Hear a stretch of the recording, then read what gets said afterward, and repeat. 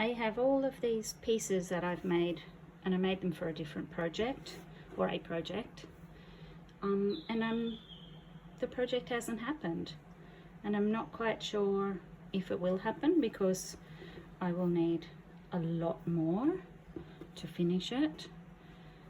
I'll just show them to you. So these are dyed with indigo, avocado seeds, loquat leaves, some iron over the top, and this is madder. So a few different sort of pinks, sorry about the camera bump,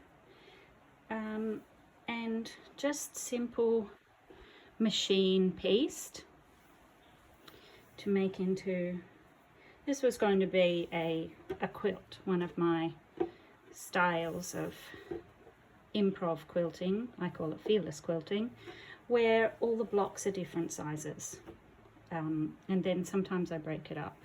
So you can see there's quite a lot of iron in this one, which I quite like, but it's a bit different to the others. So what I'm actually going to do, rather than like holding onto these pieces and waiting until I make something else or something with them, which probably won't happen, I've decided to use them as to turn them into a little zippered purse, or pencil case, and it will have a gusset, so that's sort of what makes it sit up flat, have a flat bottom. So here I've got my gusset piece, or my lining, and what I need to do is work out what I'm going to do, how I'm going to do this. Obviously I'm going to cut these, so I want to take into account where I will cut them, and I'm actually not too worried about if I cut this much off because I'll still use that for something. So I'm going to try and take into account where I cut and what I cut. So this is what I'm doing. I'm just having a little play, and I'm going to cut my work, which is a little bit scary sometimes, but it's also really liberating just to take a piece and let's just cut this one. Well, that wasn't half because that is there. I'm going to cut it a teeny bit smaller, but first of all what I have to do is I'll just even up this edge. Now, as you can see, I don't measure, I don't use a ruler, but that's straight enough for me. And when I stitch it into this, it'll be okay as well. So I do also want to consider that when I'm cutting and having the seams, I don't want a heap of little tiny extra seams if possible. Like you see on this one, this here has lots of seams and lots of extra fabric. If I was using this as the edge of my purse, that would make sewing the whole bag together and the edges of the purse bag quite thick and chunky. So I want to keep that in mind.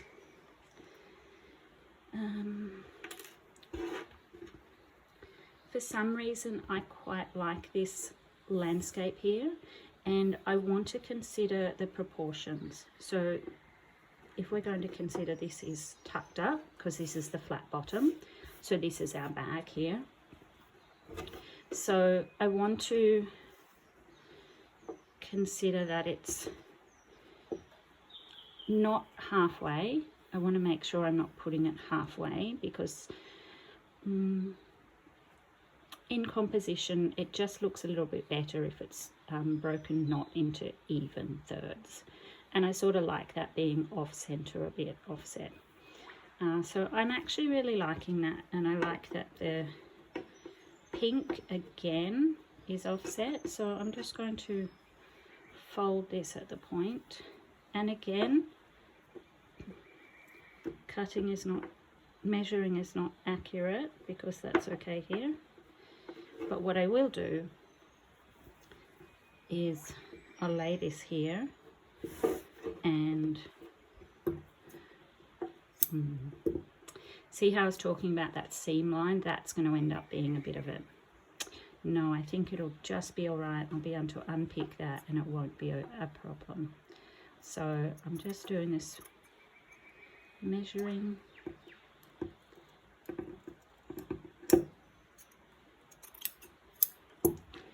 And then this bit here along the bottom, it needs to be the same as this. So I'm going to cut that off there.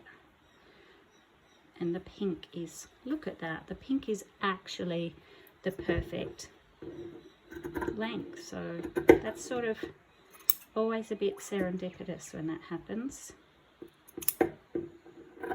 That's sort, I guess that's in a way where the like conversations with your fabric, it just evolves in a way that it seems to work. So that is going to be my one side of my pouch.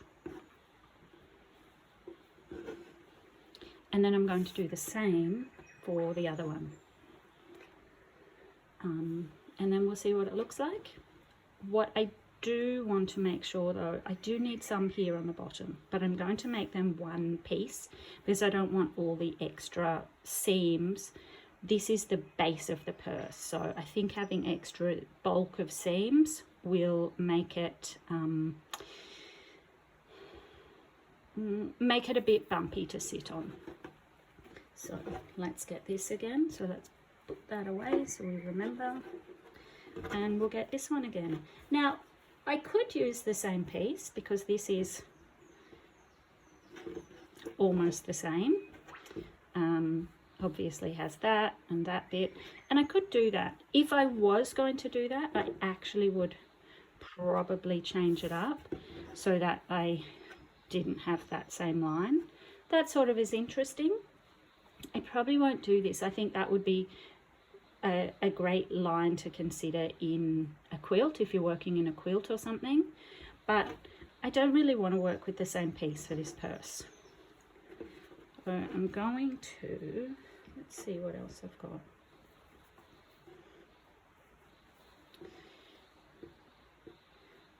I really like that thin line of pink, and I think that will be an interesting sort of, not juxtaposition, but an interesting consideration for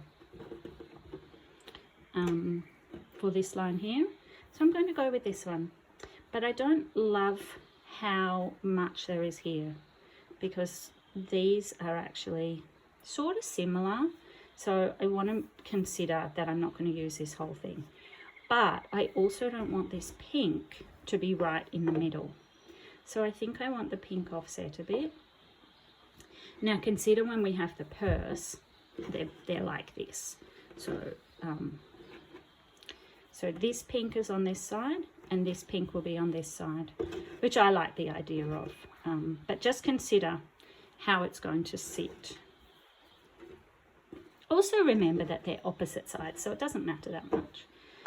So if I put, you want to make sure as well that you don't put it right to the edge because you are going to get a seam allowance.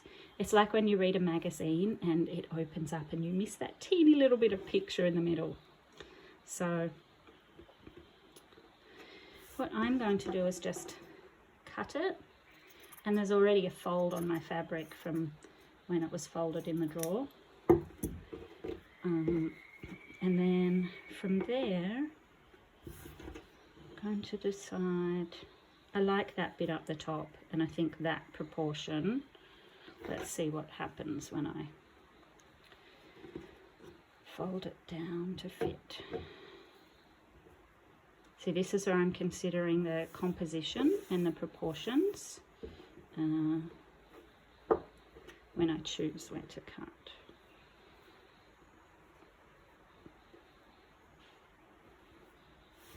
So this and this aren't the same, so I think that's okay.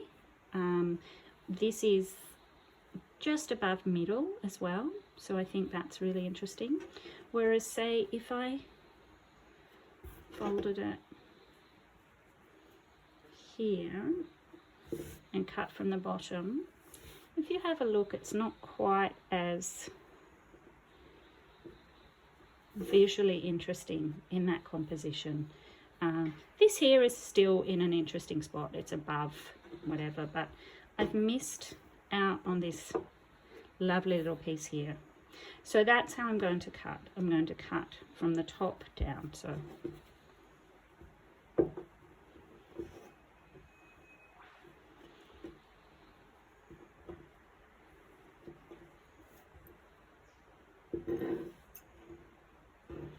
and once again, make sure I don't cut this little piece of the gusset lining.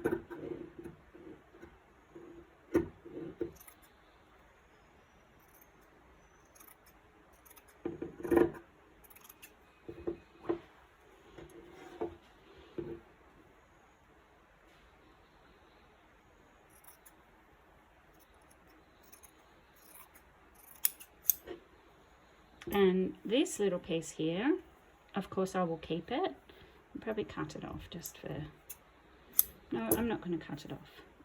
Because I might decide I want to cut it there or there depending on when I work with it. But definitely don't throw that away. That's some beautiful fabric piecing.